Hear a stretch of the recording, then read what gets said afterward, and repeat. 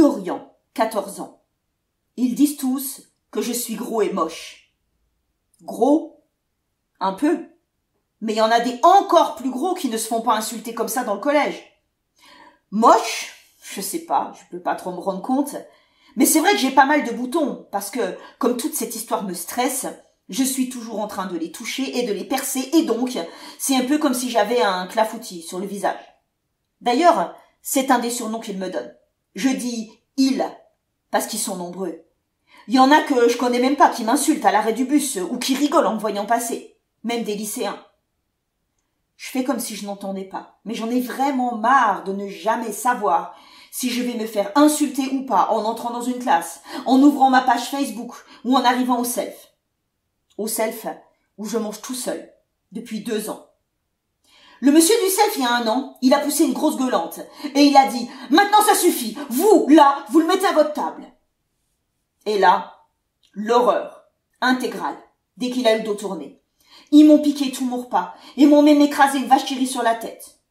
Le lendemain, j'ai dit au monsieur de la cantine que je préférais manger tout seul. Il a dit dans sa barbe « Bande de petits cons », mais il n'a pas insisté. Mais je pense qu'il en a parlé au CPE parce que mes parents et moi, on a été convoqués juste après. J'étais embêtée parce que, comme maman est très émotive et papa assez colérique, je ne voulais pas leur faire de soucis avec ça. Déjà que mes notes sont en chute libre. Et aussi parce que j'avais un peu peur de ce qui allait se passer. Surtout connaissant mon père. Donc j'ai minimisé pas mal dans le bureau du CPE. Mais mon père était quand même très énervé. Il a décidé de venir me chercher le soir au collège. Parce que j'avais dit que je me faisais pas mal embêter dans le bus. Par des gens que je ne connaissais pas. Pour pas que le CPE commence à me demander des noms. Et là, dès qu'on croisait quelqu'un qui ricanait sous cape en nous croisant aux abords du collège, il le fusillait du regard. J'étais super gênée. Je sentais bien que c'était pire. Mais c'était difficile de lui dire.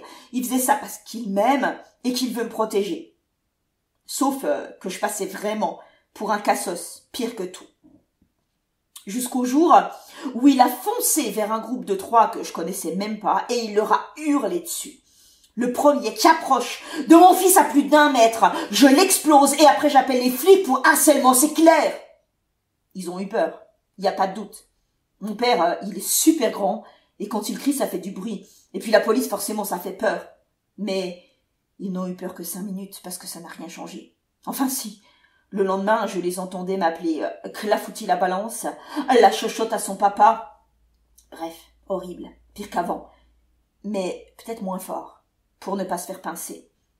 Pour qu'il ne vienne plus, je lui ai dit que ça s'était arrangé. Mais ça s'est pas arrangé, c'est devenu de plus en plus infernal. Je passais pas mal de temps à l'infirmerie.